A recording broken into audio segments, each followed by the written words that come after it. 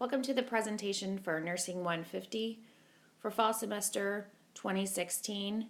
The immune system is actually in Module 6. This presentation will discuss the immune system, the concepts that it involves. The immune system involves the concepts of both inflammation and immunity, and we will discuss how these are defenses that provide protection from harmful microorganisms and cells. So the definition of the immune system: the human need for protection is provided through the actions and the concepts of inflammation and immunity. The body works best when the internal environment is kept separate from the external environment. Our first mechanism of defense against the environment is a healthy skin. We have microorganisms on our skin that provide a natural protection against bacteria that is in the environment. It's the microorganisms on the skin and a nice, healthy, intact skin and mucous membrane that also provides us with a natural protection. Things such as drug therapy, procedures, diseases, excessive dryness, and normal aging can decrease our skin's ability to protect us against bacteria. Our white blood cells are our soldiers that step in when the organism is able to invade our skin or into our body and our mucous membranes. So our soldiers have several differentiated divisions of our armed forces. So we have white blood cells, and then we have very specific types of white blood cells. And we'll talk about these a little bit more specific as we talk about inflammation and infection. We will talk about the B and the T lymphocytes very specifically when we talk about HIV. Neutrophils, I know we've talked about, neutrophils are our number one white blood cells as far as the first line of defense. The others kind of come in and help clean up. But we typically look at the number of neutrophils in order to determine how healthy our immune system is. We talked about neutropenic precautions. We know that if our neutrophils are very, very low, that we know that our immune system is in trouble. So, like I said, we'll talk about each one of these a little bit more specific throughout this module and throughout this presentation. Your book does talk about neutrophils, basophils, and macrophages on page 278 and 279 very specifically, so it's a good idea to get familiar with those. It also it carries into 280 as far as talking about how the white blood cells help to protect us. White blood cells have the ability to recognize self versus non-self. Self-tolerance is a special ability of the white blood cells. It helps them recognize healthy self cells using proteins in the cell membranes. So that's how they recognize it. White blood cells are the only body cells able to recognize self versus non-self and to attack them if it's non-self cells. They can recognize on the membrane proteins. That's how the identification is. They're able to identify it, and this is kind of what's depicted here is like it has like a barcode on the cell membrane, and that's how the white blood cells determine whether it's self versus non-self. One thing that it helps in self-identification is something called a human leukocyte antigen. Antigen is what we have to kind of recognizes if it's a human antigen or a invading antigen. And the white blood cells have the ability to build up antibodies to fight the antigens, and we'll talk about that further on. This slide is just a visual of the organization of the immune system. We've already talked about how all of our healthy cells are developed in the bone marrow of our bone. We do have to have properly functioning bone marrow in order to have healthy white blood cells. The bone marrow is the source of all blood cells, including most of the immune system cells. The bone marrow produces immature, undifferentiated cells called stem cells, which we talked about. So you have your stem cells here in the bone marrow. And then the stem cells leave the bone marrow and they go down what's called the maturational pathway. So the pathway of each cell depends on the body needs and the presence of specific growth factors that direct the cell to the pathway.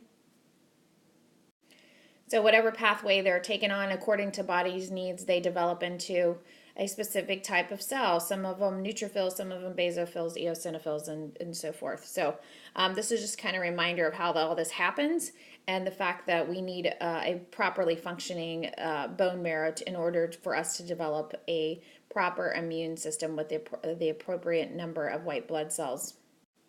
3 processes needed for the proper protection through immunity. First, we'll start out talking about inflammation. Inflammation is often referred to as our natural immunity. It provides immediate protection against the effects of tissue injury and invading foreign proteins. The body's ability to respond with inflammation to a injury, to an invasion of bacteria, is critical to the health and well-being of each of us.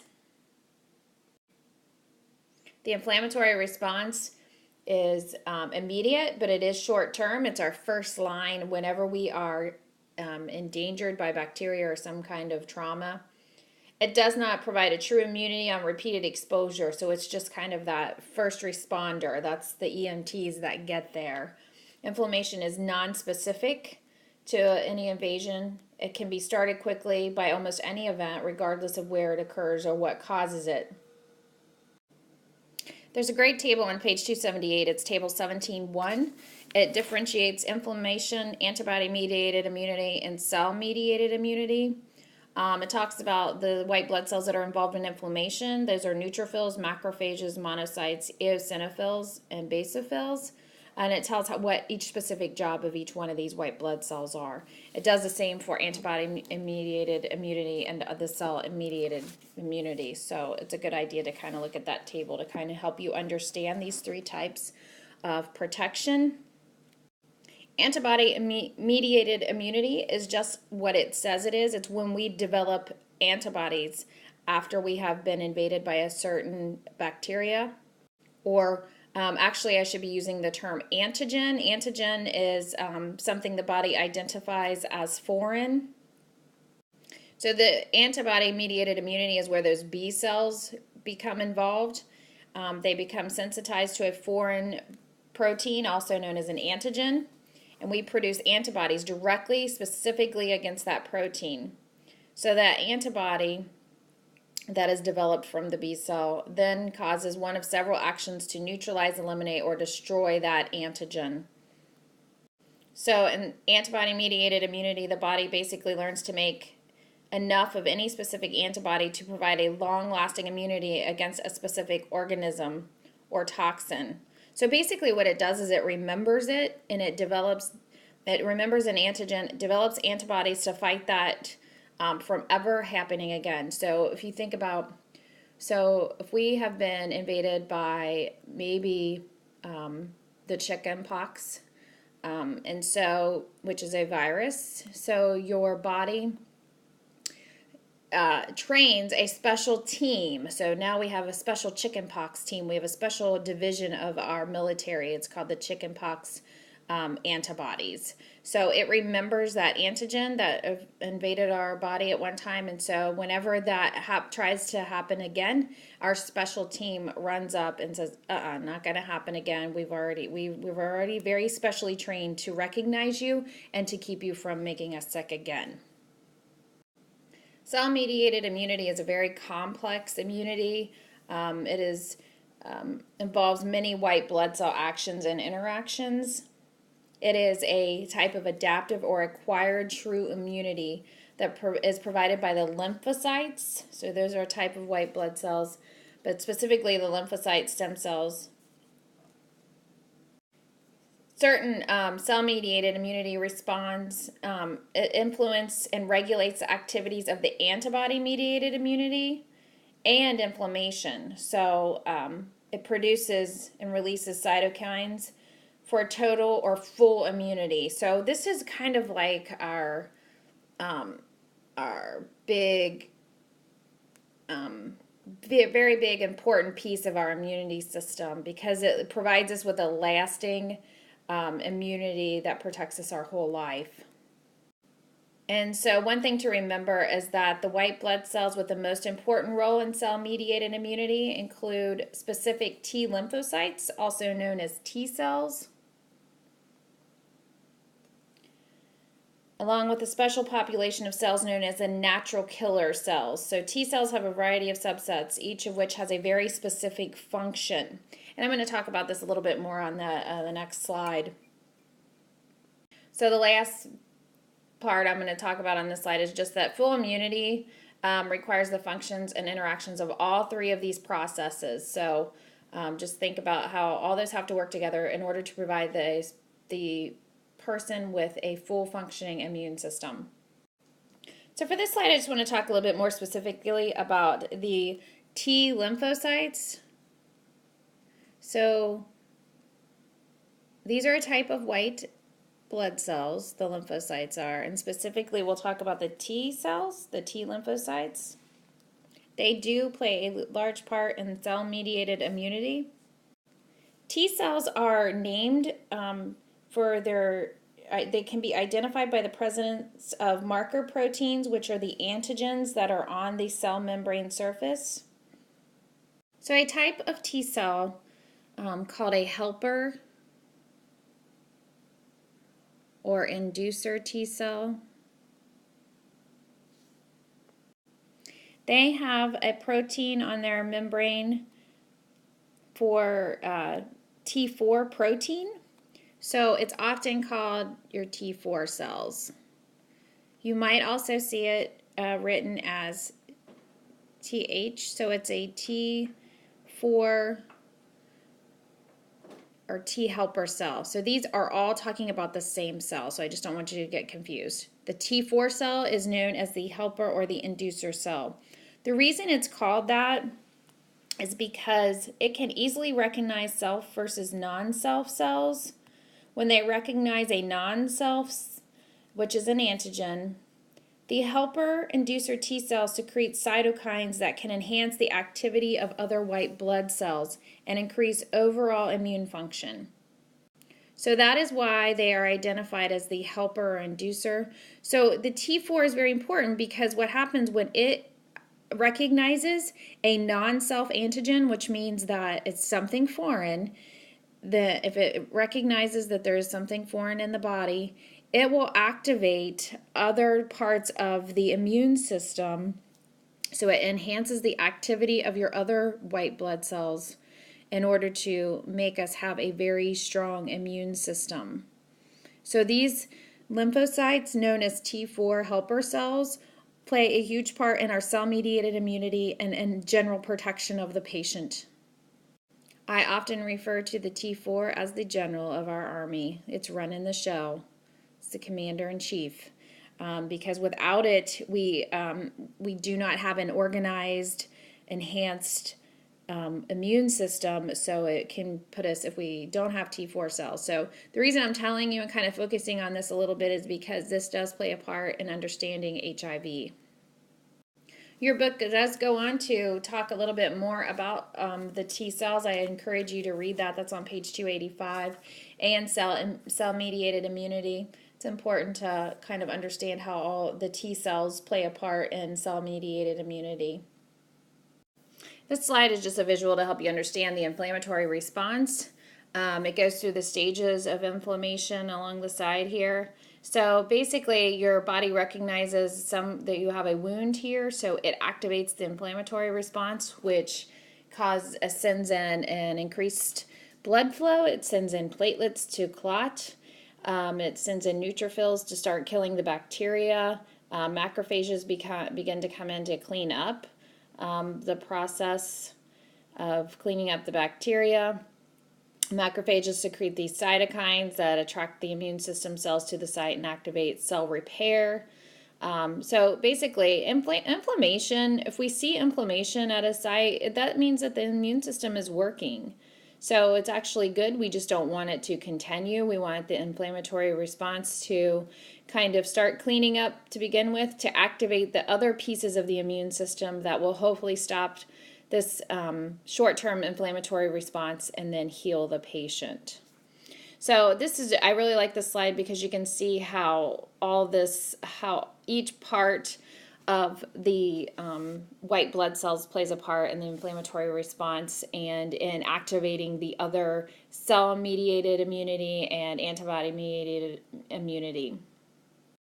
So just a review of inflammation, it's the natural immunity. It's immediate but short-term response against injury. And what you will see, the 5 cardinal signs of inflammation is warmth, redness, swelling, pain, and decreased function. And again, hopefully this is short term. If the rest of the immune system is working properly, it will be short term, the area will heal, and the patient will be fine. It's when the other pieces of the immune system might not be working properly. If we have difficulty, it's some bacteria maybe that we really have, our immune system is struggling fighting with. That's when you'll we'll need some other intervention to help us fight off the infection. It could be antibiotics, something like that. But typically our immune system should be able to do its job and fight against an invading organism. And again, inflammation, we want to see inflammation. We want to see this because what this means is that we are functioning properly. We just don't want it should be short term, okay? So just want to review the definition of infection. Infection occurs in response to tissue injury or invasion of organisms. We know that, right? Basically, it's important to understand that we have inflammation as our first line of defense against a foreign organism. Inflammation does not always mean infection. So because we know that inflammation is our first line of defense against an invading organism. So we could actually get some inflammation. Our antibody-mediated immunity and our cell-mediated immunity can come in, fight off the organism, and we will never have an infection. It is when the bacteria is such that our body has difficulty fighting it off on its own that we might develop an infection and we might require antibiotic help in order to kill this bacteria that has invaded our person. So just understand that you can have inflammation. We want to have inflammation because that is what our body is doing to protect us. So it doesn't necessarily mean that we have an infection. It just means that our immune system is working properly. It's when our immune system encounters a bacteria that we are unable to fight off on our own, that we will require assistance from antibiotics to help us fight off that organism. This slide is just a visual reminder of the importance of all 3 of these divisions of the immune system to work together and to all be working properly in order to have complete immunity for the patient.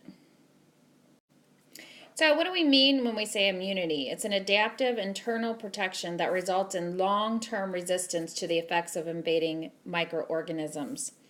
This means that the responses are not automatic. The body has to learn these types of immunity to generate specific immune responses when it is infected by or exposed to specific organisms.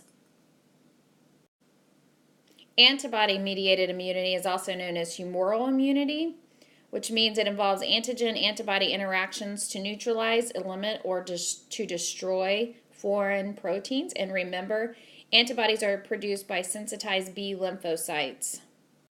So this would be the adaptive immunity that we get. Innate immunity, remember, is our inflammatory response that we have immediately. So this adaptive immunity is our antibody-mediated immunity. We do have natural or artificial ways of gaining this immunity, and we also have passive and active ways of doing this. So natural active immunity is a type of antibody-mediated immunity. So basically active means that your body automatically does it. It occurs under natural or artificial conditions. So natural active immunity occurs when the antigen enters the body naturally without human assistance, and the body responds by actively making antibodies. The invasion that triggers antibody production causes the disease. So natural active immunity is the most effective and the longest lasting immunity that we have. We passively get some immunity. We get some defense mechanisms from maternal when we are born. Through the placenta, we are given some of your mother's antibodies that protects us and naturally as we are born.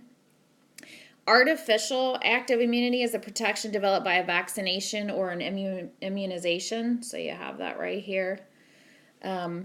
This type of immunity is used to prevent serious or potentially deadly illnesses. Think diphtheria, tetanus, pertussis, all that. Small amounts of specific antigens are placed as a vaccine into the person, and the person's immune system responds by actively making antibodies against the antigen. So again, this is just kind of a way to look at how antibody-mediated immunity works. There are different ways that we acquire it. It can be natural or artificial, passive or active. It is a way for us to get long-term protection. It is a learning process over time that develops as we mature.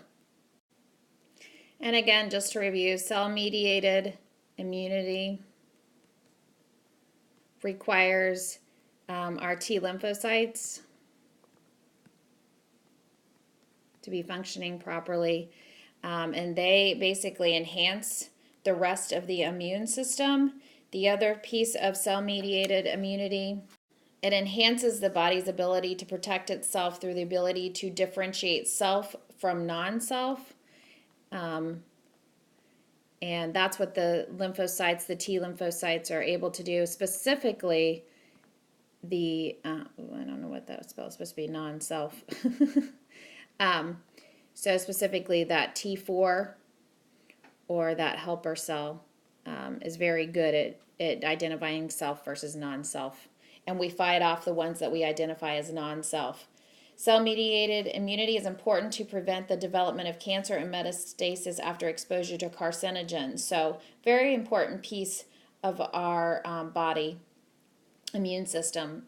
The cell-mediated immunity watches for and rids the body of self cells that might potentially harm the body. So very important piece.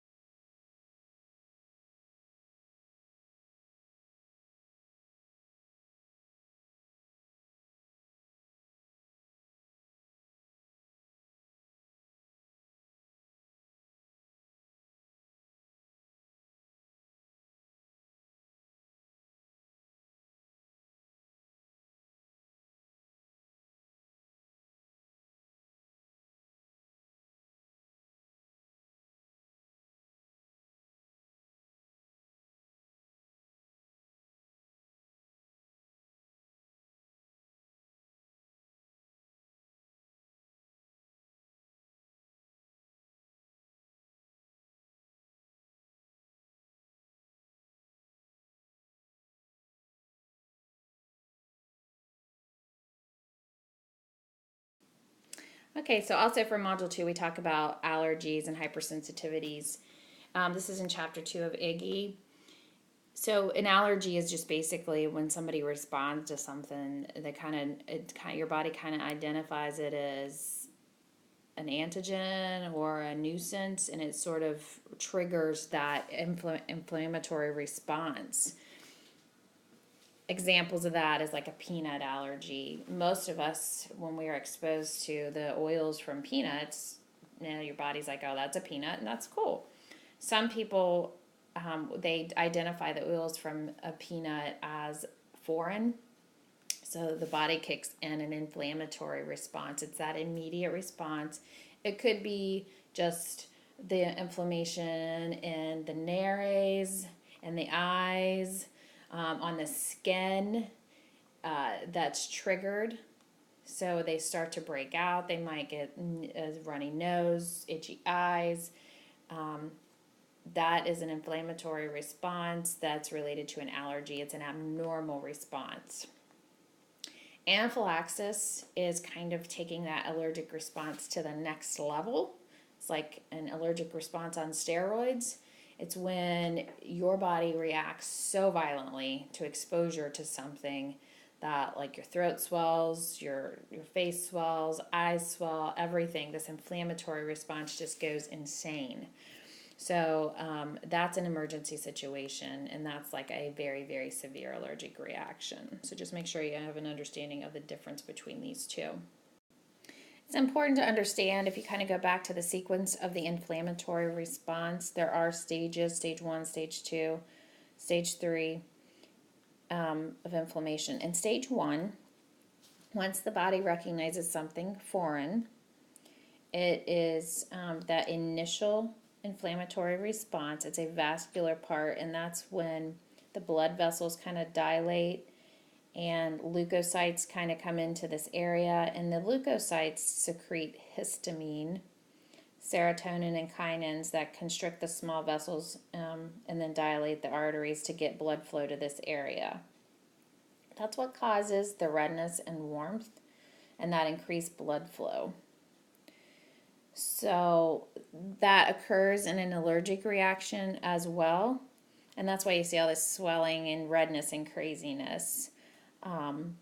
And that's stage 1 of the inflammatory response. And the reason I mention that is that histamine response, that histamine release from the leukocytes, because a treatment for allergies frequently is something that we call antihistamines, and you've probably heard this, you've probably taken them before. So basically it blocks that histamine release, so it decreases the amount of redness, swelling, and so forth. It decreases that response a little bit.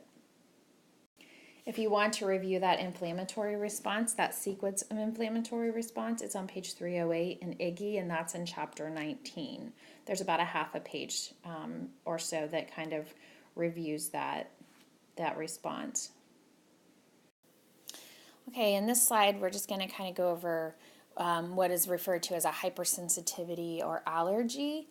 And this is related to the immune system and the fact that it is actually an excessive inflammation occurring as an excessive response of the immune system to an antigen, to the presence of an antigen.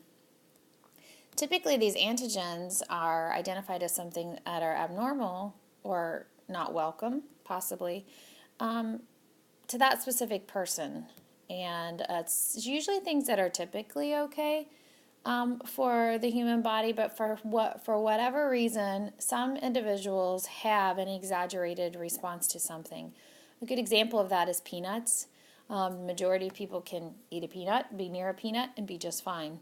But as you know, there are some people who have a terrible, exaggerated, excessive inflammatory response to the presence of a peanut, of a tree nut, or something like that. And so it's just that excessive response of that immune system that for whatever reason recognizes that peanut as an antigen, and it produces an immune response that is excessive, with excessive inflammation. So that is that inflammatory response that causes the swelling, inappropriate swelling, like the swelling of the tongue, swelling of the eyes, swelling of the face, causes it to swell, make their airway swell, which causes a compromised airway. Now that's a pretty excessive inflammatory response. There are different variations of it. These are listed in your IGGI book. There's different types of allergic responses or hypersensitivities, so we'll talk about those briefly. One thing I do want to mention is that this chapter is actually incorrect in your 8th edition of IGGI. The 8th edition of IGGI, this is all in chapter 20 for you in your IGGI book to review. There's the different types of your hypersensitivities. Make sure you kind of review those because, like I said, some of them are life-threatening and some of them are not. For instance, type 1 is basically it's reaction of the IgE antibody on mast cells with antigen, which results in the release of mediators, especially histamine. So histamine, typically we've heard of taking an antihistamine for something like an allergic rhinitis, hay fever, anaphylaxis. So these are immediate, type 1 is an immediate hypersensitivity in response to being exposed to something. It could be just something as much as like hay fever or allergic rhinitis, where you get like that inflammation in your nose and you start get stuff and you start sneezing and things like that. Or it could be like an allergic asthma where the airway is very much compromised because of the response to the antigen. The release of histamine is part of the inflammatory response, and that is why an antihistamine, such as Benadryl, or also known as diphenhydramine, which is the generic name of Benadryl, that's an antihistamine that can be utilized to decrease the hypersensitivity. Type 2 is a cytotoxic hypersensitivity or allergy. By the way, hypersensitivity and allergy are usually used interchangeably. Cytotoxic, the type 2 is typically like your autoimmune stuff. Myasthenia gravis is one of them. Type 3 is also one kind of that autoimmune disorders that we'll talk about. Type 3 is immune complex mediated. It causes things like vasculitis. Lupus is something that is a type 3 hypersensitivity. And then type 4 is a delayed response. This is always kind of fascinating to me, the delayed response. It's kind of a sensitized T cells with antigen and release of lymphokines, which activates macrophages and induces inflammation. But this is the delayed. So it's basically you're exposed to it and then a little bit later you might have a little bit of response to it. Poison ivy is a good example of that.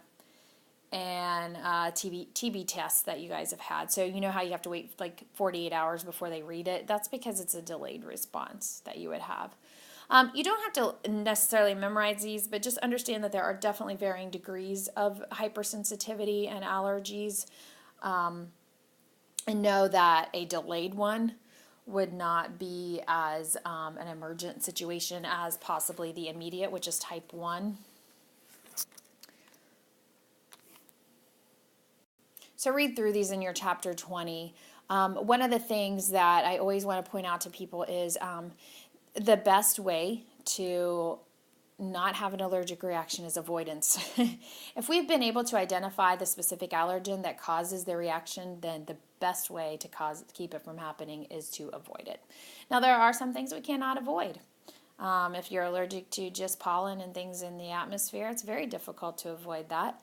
So, you would have to take medication such as antihistamines to prevent that kind of a reaction from occurring.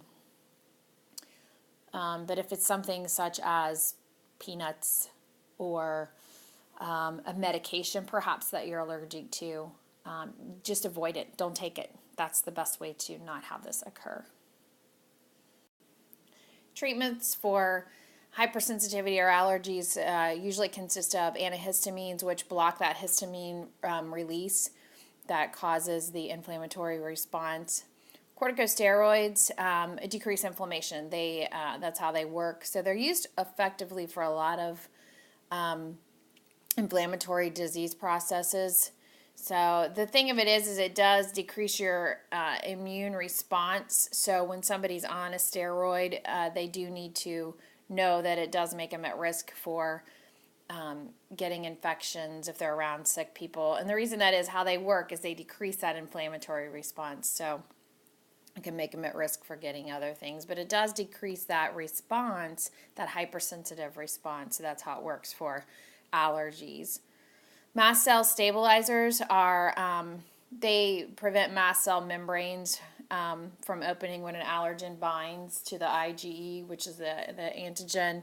So they usually are kind of a preventive, usually a maintenance drug.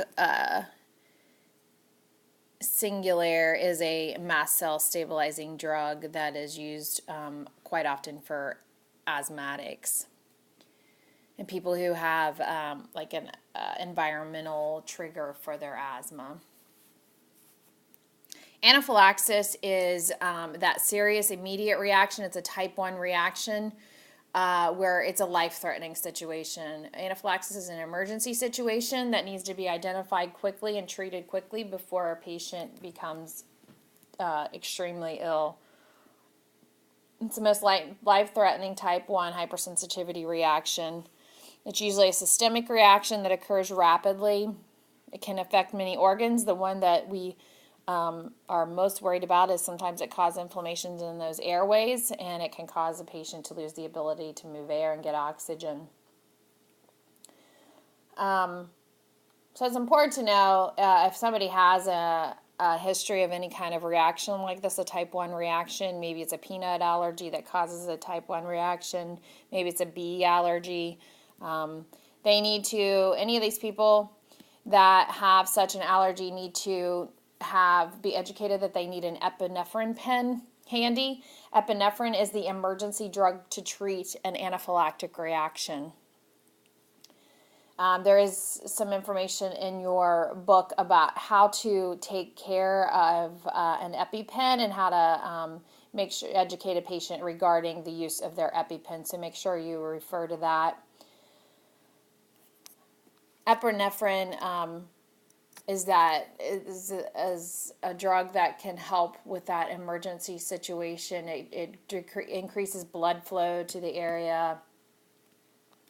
And is the emergent drug that is required for a patient who has an anaphylactic reaction.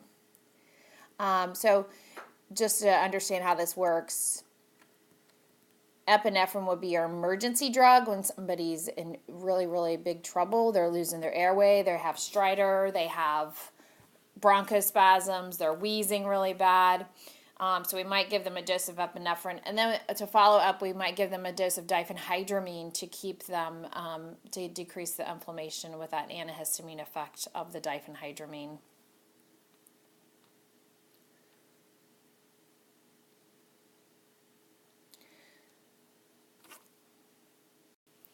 It's just a visual picture of the things that occur during anaphylaxis. It's an allergic reaction that involves 2 or more body system. Hives and difficulty breathing are typically big signs that somebody is having an anaphylactic reaction. There's a couple of pictures that you can see in your book of somebody that has angioedema of the face, lips, and mouth, and essentially what that means is it's facial swelling. And if you can imagine, any of that swelling around the face, mouth, things like that can lead to a loss of an airway, which can be an emergent situation. You hear people wheezing, decreased breath sounds. Those are signs that somebody is losing their airway and are in big trouble. And you need to get that epinephrine in and follow up with some diphenhydramine. Also think about if you have somebody who's wheezing, swelling, looking in trouble, call that rapid response team. If you suspect anaphylaxis, you got to get some help there so you all can kind of be sets of eyes to treat that patient immediately and make sure they get what they need as soon as possible. It's an emergency situation. Basically, if you are called into a room and they think they're having a reaction, you need to assess that airway first. So how bad is this affecting their airway? Are they already wheezing? Are they already struggling to breathe? Are their SATs already dropping? Or do you come in and they feel like a scratchy throat? My throat's kind of scratchy. I feel kind of weird. Kind of assess that airway, and that kind of determines what your next move is. If they're already wheezing and already dropping their SATs and already having trouble breathing, you are getting that epi right now. One thing to look at also in your book is that emergency care of a patient with anaphylaxis. Review that. That is exceptionally important. It's a QSIN thing as the quality safety measures, safety of your patient. So make sure you review that because it's a really good resource to determine the sequence of events and emergency care of a patient with anaphylaxis. And again, just want to kind of put up here, epi is your emergency drug. Epinephrine can be given IM or IV.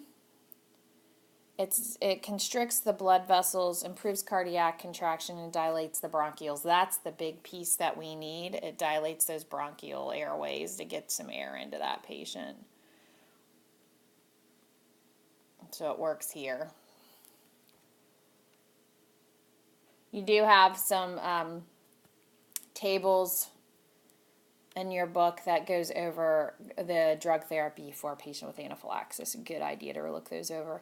Always look over those nursing safety priority boxes as well in your book, because that points out big things that you need to know as a nurse about a patient with these disorders. Just real quick, want to go over latex allergy. Just want to make sure you understand that there are two types of latex allergies. Just as there can be for like anything else, you can have a type 1 hypersensitivity, which would be life-threatening. And when the allergen enters the body through inhalation or direct contact, it can cause a type 1 reaction. Some people may have a type 4 hypersensitivity, which is that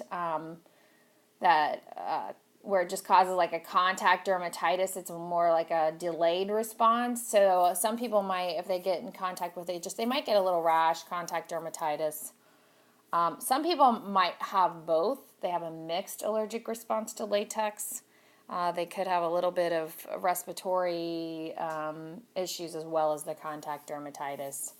The reason we need to know this in the medical field, and the really interesting thing that has kind of come about in the last 5 years or so, is they've been able to find out that there is a known correlation between people who have food allergies with people who have latex allergies. So if you look at somebody who has, I have some foods listed here, that have some of these food allergies, and this tells you how many percent that they might have. Like 11% of people who are allergic to avocado, chestnut, or fig may have also a latex allergy. Kiwi, banana, and peaches are big ones. If they are allergic to these, they have a 35% risk of having a latex allergy as well. Just really kind of interesting. So if you look at somebody, if you have somebody in clinical practice that has these food allergies, you might go ahead and put them in latex precautions so that they don't use any latex. Healthcare workers, we don't use latex gloves or anything like that anymore. The only thing that I'm aware of that could be latex anymore is Foley catheters. The silicone Foley catheters most facilities don't think they work as well, so they do use latex Foley catheters. So if you have a patient with a latex or a food allergy, such as these fruit allergies, you would have to call down and ask for the silicone ones.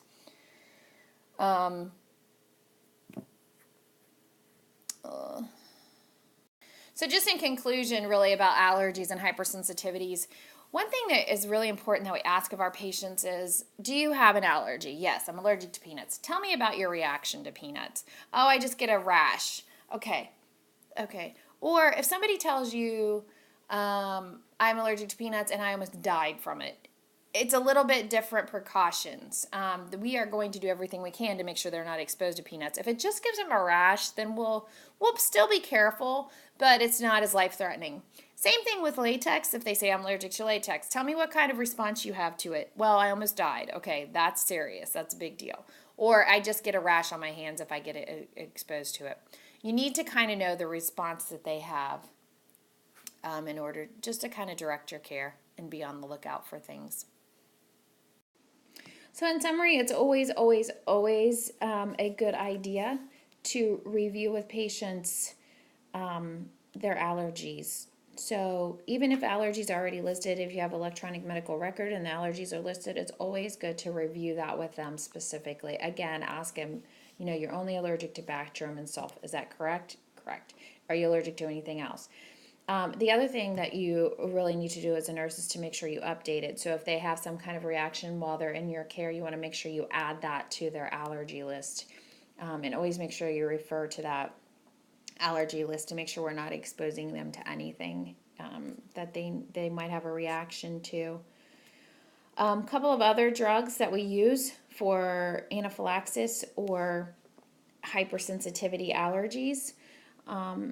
Definitely a diphenhydramine or Benadryl is a medication that we will use now. That is a drug that we will use as a pre-medicating. If we're worried that they might have a hypersensitivity to something, we will pre-medicate them, or we'll use it as a kind of a preventive thing. And that's a histamine blocker. It does do some work in that way, that it blocks that histamine. The other thing that you need to understand about diphenhydramine is the fact that it will cause drowsiness. So they don't want to take it while they're getting ready to go to work or drive or something like that. Diphenhydramine would be something that they could take if they are going to be staying at home or getting ready to go to bed. Other medications are corticosteroids. You might know that as prednisone or Solucortef. But they're steroids, and basically they're anti-inflammatory. So they work in the way of decreasing that inflammatory response. There is some side effects of steroids or prednisone. They do cause some high blood pressure. They can cause some GI upset. And they can kind of have effects on your adrenal glands, which is part of your endocrine system. So they use this cautiously. They try to use them short term. Another very, very important piece of prednisone or the corticosteroids is that they typically taper them off. You can't just stop corticosteroids cold turkey. You need to be tapered off of them, and that's because of the adrenal response of the corticoid therapy. There is a good chart on page 390, chart 22.4, that talks about drug therapy. And it talks about the anaphylaxis, and that's epinephrine. And like I said, epinephrine is your number one drug of choice for an emergency. And then you kind of have your second line drugs, which is your diphenhydramine and your corticosteroids. And that concludes this presentation for Module 2, the immune system. This concludes the discussion for Module 2, the immune response. I look forward to discussing this more in class with you.